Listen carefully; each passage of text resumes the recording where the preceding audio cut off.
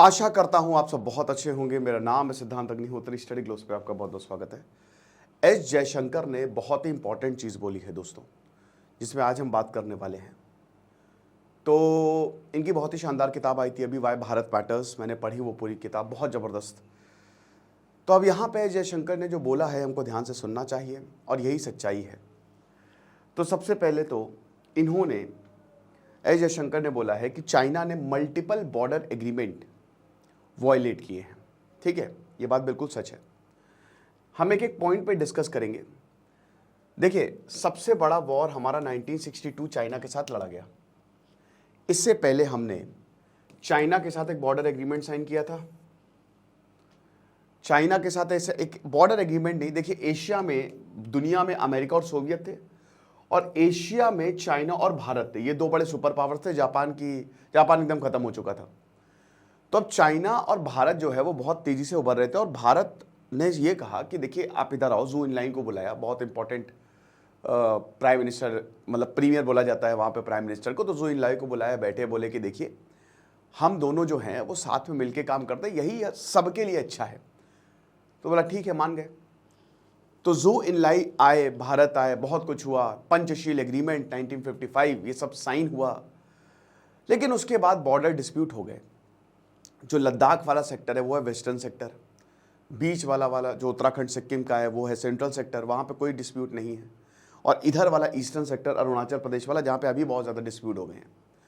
अब ये western sector में बहुत टाइम से डिस्प्यूट थे। अब आपको पता है कि मैंने कई बार ये बहुत बढ़िया लेक्चर्स लिए हैं कि जो बॉर्डर डिस्प्यूट है चाइना के साथ, तो ये तो बहुत टाइम से चलता आ रहा है। क्योंकि देखिए जब मैकमेहन लाइन बनाई गई है ना, वो तो मानता नहीं है। उससे पहले जॉनसन लाइन और मैकडॉवल लाइन वो अलग है। भारत जॉनसन लाइन मानता है, चाइना कहता है मैकडॉवल लाइन। देखिए क्या है ना कि जो बॉर्डर डिस्प्यूट है चाइना का, अब एक फेंसिंग नहीं है, वो खाली ज्योग्राफिकल पॉइंट्स हैं। तो अब इसकी वजह से चाइना फ़ायदा उठाता है, वो आगे बढ़ता रहता है। आप कोई भी एग्रीमेंट कर लीजिए, वो तोड़ेगा ही तोड़ेगा। क्योंकि चाइना अपनी जो स्टेट पॉलिसी है, पहले जो पॉलिसी हुआ करती थी उससे अलग हट गया है। वो कहता है कि हमको इतिहास में इतना मारा गया है कि अब हम झुकेंगे नहीं, हम आगे ही बढ़ते जाएंगे। तो 1962 में जब तिब्बत में रोड, दलाई लामा को शरण दे दी और इधर पूरी रोड बना ली, अक्साई चिन वाले एरिया में रोड बनाना शुरू कर दिया, तो चाइना को लगा। और फिर उसके बाद फॉरवर्ड पॉलिसी जवाहरलाल नेहरू की, तो चाइना को लगा कि ओ माय गॉड, ये तो बड़ी प्रॉब्लम हो जाएगी। चाइना ने हमला कर दिया। अब जब चाइना ने 10 अक्टूबर को 1962 को हमला किया, तो उसके बाद भारत ने भी जवाब दिया। अब भारत हारा, हम वो वॉर जीतते। बहुत शानदार किताब द वॉर दैट वॉज़न्ट, बहुत ही ज़बरदस्त किताब। अब वो पढ़िएगा हम क्यों हारे। हमारे एयरफोर्स का यूज़ ही नहीं हुआ, कमाल है। एयरफोर्स का अगर हम यूज़ करते, चाइना के एयरफोर्स के पास तो कुछ भी नहीं था, तेल तक नहीं था, इतनी बुरी हालत थी। हमारी एयरफोर्स उस समय बेस्ट ऑफ द बेस्ट थी, हमने एयरफोर्स का यूज़ ही नहीं किया। और हमारी एयरफोर्स ऐसी थी ना कि चाइना की डिफेंस लाइन एकदम सामने। हम जॉन एफ कैनेडी से कहते हैं कि हमको एयरफोर्स दीजिए बाद में, तो चाइना डर के मारे विड्रॉ कर गया। आपने अपनी एयरफोर्स का क्यों यूज नहीं किया, है ना। तो ये एक बहुत बड़ी, और पता है हम विड्रॉ करते हुए हारे हैं। अनफॉर्चुनेटली जो हमारी लीडरशिप थी वो बहुत खराब रही है। अगर हम आगे बढ़ते रहते तो शायद ना हारते। जो भी कैजुअलिटी हुई ना वो विड्रॉ करते हुए हुई है। तो बहुत शानदार किताब है। तो खैर एनीवे, तो 1962 में, 1962 में ये प्रॉब्लम हुई। अब 1962 में फिर हमने अक्साई चिन खो दिया। उसके बाद चाइना को बहुत ज़्यादा बल मिला। फिर 1993 में जो मेन बॉर्डर एग्रीमेंट है 1993 में, इसके पहले भी काफ़ी कॉन्फ्लिक्ट्स हुई। 1967 की कॉन्फ्लिक्ट हुई, 80s में कॉन्फ्लिक्ट्स हुई। लेकिन 1993 में जब बोला कि भैया बहुत हो गया, फिर एक बॉर्डर एग्रीमेंट साइन किया गया कि हम एक दूसरे की टेरिटोरियल इंटीग्रिटी को मेंटेन करेंगे, स्टेटस को ही रहेगा, ठीक है। लेकिन ये भी वॉयलेट हुआ शी जिनपिंग के आने के बाद।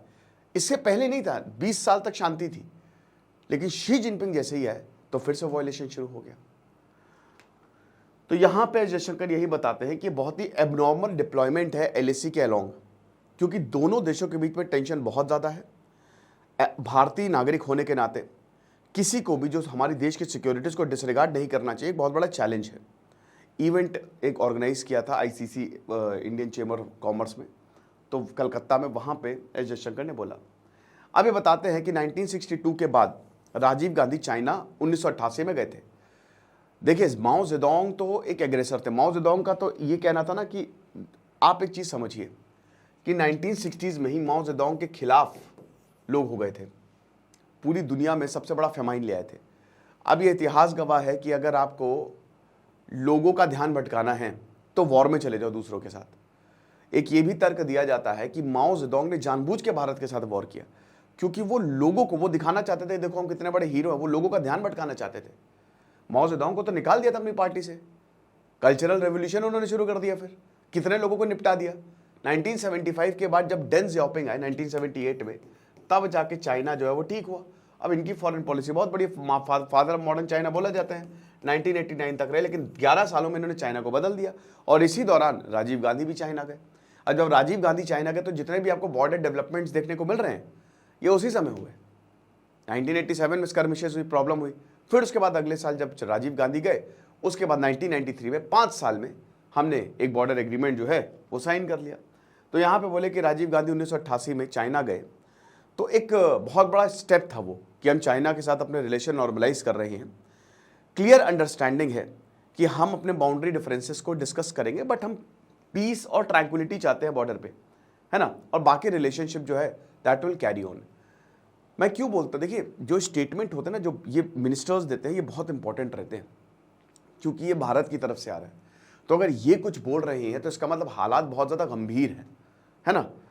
अब उसके बाद बोले कि अब 2020 में क्या हो गया, 2020 में चाइना ने मल्टीपल एग्रीमेंट्स को वायलेट किया। सारे एग्रीमेंट को उसने तोड़ा। 1993 के एग्रीमेंट को तोड़ा, पंचशील एग्रीमेंट को तोड़ा, 1914 के एग्रीमेंट को तोड़ा, 1893 के एग्रीमेंट को तोड़ा। सारे एग्रीमेंट को, मल्टीपल एग्रीमेंट, चाइना ने सबका प्लेन बनाया और उड़ा दिया।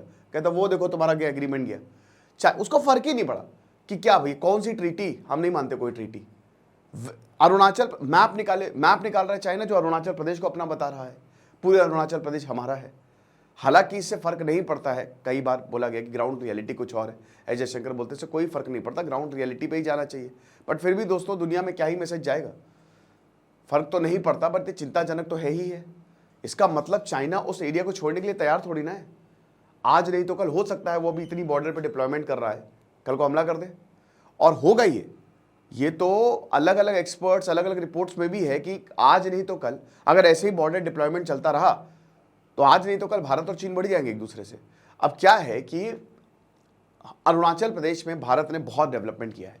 सेला टनल बनाया, अभी इनॉग्रेशन किया, ऑल वेदर टनल है।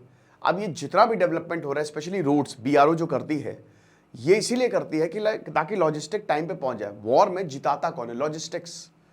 सही टाइम पे अगर आपको सप्लाई मिल गई, 1962 में सप्लाई नहीं थी और हर कोई सप्लाई लाइन काटता है, याद रखिएगा वॉर में सप्लाई लाइन ही इंपॉर्टेंट रहती है। और इसीलिए हर कोई भड़कता भी है। चाइना भड़का था कि हमने ओल्डी बेग रोड बना दी। अरे क्यों नहीं बनाया भाई, हमारे एरिया हम चाहे जो बनाए, कैसे बना ली तुमने? इसलिए 2020 में गलवान हो गया, उससे पहले डोकलाम। तो खतरनाक है, ठीक है ना। अब यहां पे बताते हैं कि कोविड लॉकडाउन में, जब भारत में कोविड लॉकडाउन था तब यहां पे इन्होंने अपनी फोर्सेस बढ़ाना शुरू किया और हमने भी डिप्लॉय किया। We also counter deployed our forces. ऐसा नहीं है, बिल्कुल सही बात है कि इधर चाइना अगर फोर्सेस बढ़ा रहे तो हम तो चुप नहीं बैठेंगे।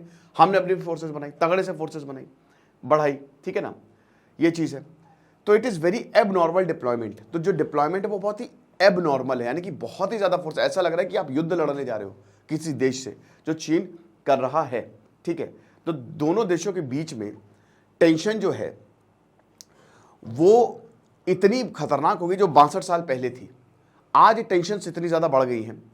जो आज हो रहा है, इंडियन सिटीजन्स, हमको सिक्योरिटी जो है वो डिसरिगार्ड नहीं करनी चाहिए। तो ये सारी बातें जो है बोली गई हैं। फिर उसके बाद उन्होंने बिजनेस से बोला, देखिए ये तो बात हो गई लड़ाई की, पर हम चाइना से बिजनेस तो भर भर के कर रहे हैं। तो इन्होंने बोला है कि हम जो इंडियन बिजनेसेस हैं वो चाइना से क्यों इतना बाय कर रहे हैं। भाई क्यों नहीं बाय करें? यहाँ तो मैं एस जयशंकर के साथ डिसएग्री करूँगा। हम अपना इंफ्रास्ट्रक्चर बनाए हैं या हमने क्या कौन सा बहुत बड़ा इंफ्रास्ट्रक्चर खड़ा कर लिया है जहाँ पे भाई बिजनेस, पैसा ये कोई नहीं देखता। हर कोई ये नहीं देखता किससे लड़ाई चल रही, उसको अपना फ़ायदा चाहिए, जो कि काफ़ी हद तक ठीक भी है ना। लेकिन ये बात सही है कि चाइना के साथ बिजनेस करना चिंताजनक है बहुत ज़्यादा। लेकिन और क्या चाह रहा है आपके पास? आप भारतीय, एज अ भारतीय सिटीजन देखिए कि दिवाली में आप कौन सी लाइट, भाई चाइनीज झालर ले जाओ, ₹30 की है, चलेगी चलेगी, वही सब ले लेते हैं, वही सस्ता है वो। तो बिजनेस जो है वो चाइना के साथ कर रहे हैं। अब इन्होंने बोला कि क्या ये ठीक है कि आप मतलब इस सोर्सेज पे जो है वो डिपेंडेंट रहें, तो दैट्स नॉट गुड। तो अभी जो देश है वो बोलते हैं कि बहुत सारे कोर बिजनेसेस जो है वो देश में ही रहने चाहिए और सप्लाई चेन जो है वो शॉर्टर और रिलायबल होनी चाहिए। ये बात बिल्कुल सही है, लेकिन इसमें वक्त लगेगा, ये रातों रात डेवलपमेंट नहीं होगा। इसमें आपको एजुकेशन सिस्टम पे काम करना पड़ेगा, आपको स्टार्टअप इकोसिस्टम में। भारत में तो इतनी दिक्कतें हैं, एक बिजनेस खोलने में और फिर बिजनेस चलाने में बहुत ज़्यादा दिक्कतें हैं। तो वो सारी चीज़ों को आप हटाइए, तब जाके भारत महान बनेगा ना, वरना कैसे होगा। तो ये लेक्चर था। हमारी वेबसाइट studyglowz.com को ज़रूर विजिट करें दोस्तों, वहाँ पे एडिटोरियल्स, करंट अफेयर्स आपका इंतजार कर रहे हैं, आप ही के लिए हमने वो बनाया है। खुश रहिए, पढ़ते रहिए। से सिद्धांत अग्निहोत्री, साइनिंग ऑफ।